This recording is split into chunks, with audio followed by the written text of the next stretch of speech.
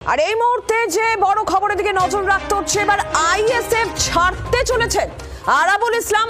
আজই সাংবাদিক বৈঠক করে তিনি এমনটা জানাবেন। ইতিমধ্যেই তৃণমূল নেতা খৈরুল ইসলামের সঙ্গে খোশ মেজাজে আরাবুল।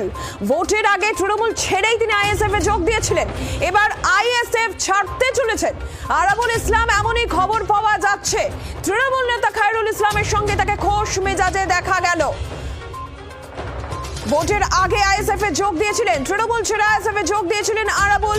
এবার কি তাহলে পুরনো দলেই আবারও ফিরতে চলেছেন তিনি? এই জল্পনা হচ্ছে, কারণ খৈরুল ইসলামের সঙ্গে তাকে দেখা গেল খোশ মেজাজে। প্রসেনজিৎ সর্দার রয়েছেন টেলিফোন লাইনের প্রতিনিধি। প্রসেনজিৎ, দেখো, এটা কিন্তু একটা ভাঙড়ে নতুন করে আবার চর্চা শুরু হয়েছে। কেন আরাবুল ইসলাম তিনি তৃণমূলে ছিলেন, কিন্তু অনেক রকম অসুবিধার কারণে তিনি দল ছেড়েছিলেন। দল ছেড়ে 26-এর ভোটের আগে তিনি আইএসএফ এ যোগ দেন এবং 26-এ তিনি লড়েন এবং সেখানে ক্যানিং পূর্ব থেকে তিনি প্রার্থীও হয়েছিলেন।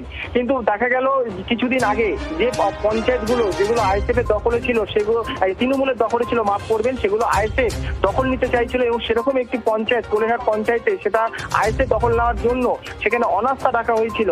এবার এই যে সেই পঞ্চায়েতের এই যে খৈরুল ইসলাম, তার স্ত্রী পঞ্চায়েত প্রধান ছিলেন এবং সেই জায়গা দাঁড়িয়ে খৈরুল ইসলামকে একটা সময় গ্রেপ্তার করে পুলিশ তার দুর্নীতির কারণে। তারপর সে জেল থেকে বার হয়। নতুন করে দেখা গেল এই আরাবুল ইসলাম খৈরুল ইসলামের সাথে আজকের কিন্তু তিনি খোশ মেজাজে ঘুরছেন এবং যেটা আরাবুল ইসলাম যেটা আমাদেরকে জানিয়েছে যে তিনি আইএসএফ দলটা ছাড়ছেন। তবে এই মুহূর্তে তৃণমূলের সে জয়েন করবেন কিনা সেটা কিন্তু এখনো তিনি পরিষ্কার জানাননি। তিনি একটা প্রেস মিটও করবেন এবং আরাবুল ইসলাম তিনি জানান যে যখনই তার বিরুদ্ধে অনাস্থা রাখা হয়েছে, কেন তিনি একজন পঞ্চায়েত সমিতির সভাপতি এবং সেই জায়গা দাঁড়িয়ে আইএসএফ আবার তার বিরুদ্ধে অনাস্থা ডাকছে এবং এই নিয়ে তিনি নওশাদ সিদ্দিকের কাছে দেখা করতে গেছিলেন ফুরফুরা শরীফে এই আরাবুল ইসলাম। কিন্তু ফুরফুরা শরীফে আরাবুল ইসলামের সাথে দেখা করেননি নওশাদ। সেখানে একটা বড় ক্ষোভ কিন্তু জন্মেছে এই আরাবুল ইসলামের। সেই কারণে আজকে তিনি আইএসএফ দলটা ছাড়তে চলেছেন, এমনই কিন্তু তিনি পরিষ্কার জানিয়েছেন। কিছুক্ষণ পরে তিনি প্রেস মিট করবেন এবং এই নিয়ে তৃণমূলে তিনি যোগ দেবেন না অন্য দলে যাবেন সেটা কিন্তু একটা প্রশ্ন। আরাবুল ইসলাম আইএসএফ ছাড়ছেন, কিন্তু তৃণমূলে যাবেন কিনা এখনো পরিষ্কার করছেন না। খৈরুল ইসলামের সঙ্গে খোশ মেজাজে তাকে দেখা যাচ্ছে। খৈরুল ইসলাম, তৃণমূল কংগ্রেস কি বলছেন এই বিষয়ে?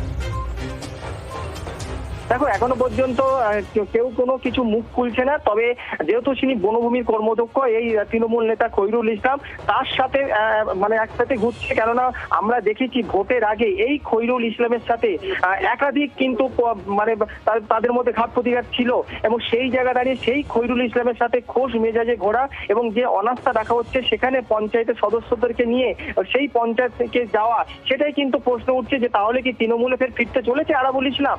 কিন্তু আরাবুল ইসলাম কিন্তু পরিষ্কার জানিয়েছেন এই মুহূর্তে তিনি কিছু বলবেন না। তবে আইএসএফ দলটা ছাড়ছে, তবে ভাঙড়ের মানুষ মনে করছে যে তিনি আবার ফের তৃণমূলে যোগ দিতে পারে, এমনই কিন্তু মনে করছে।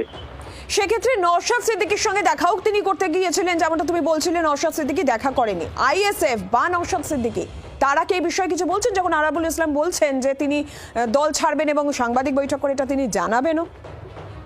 দেখো, আরাবুল ইসলামকে আমরা সরাসরি প্রশ্ন করেছিলাম সেই বিষয়ে। আরাবুল ইসলাম জানিয়েছে যে যেখানে তিনি একজন পঞ্চায়েত সমিতির সভাপতি তৃণমূলের আছে, সেখানে তার বিরুদ্ধে আইএসএফ এর যারা কর্মী সমর্থক বা যারা সদস্য তারা কি করে তার বিরুদ্ধে অনাস্থা রাখে, সেই বিষয় কিন্তু নওশাদ সিদ্দিকের কাছে গেছিলেন ফুরফুরা শরীফে তার সাথে দেখা করতে। কিন্তু ফুরফুরা শরীফে এই নওশাদ সিদ্দিক নাকি আরাবুলের সাথে দেখা করেননি, সামনাসামনি হয়েছিলেন, তাও তাকে বাড়ি মানে ঘরের মধ্যে ডাকেননি। এটাই কিন্তু তার বেশি ক্ষোভ, সেটাই কিন্তু পরিষ্কার তিনি জানালেন। সেই বিষয়ের কারণে আইএসএফ তিনি দল ছাড়ছেন, এমনই কিন্তু তিনি জানিয়েছেন।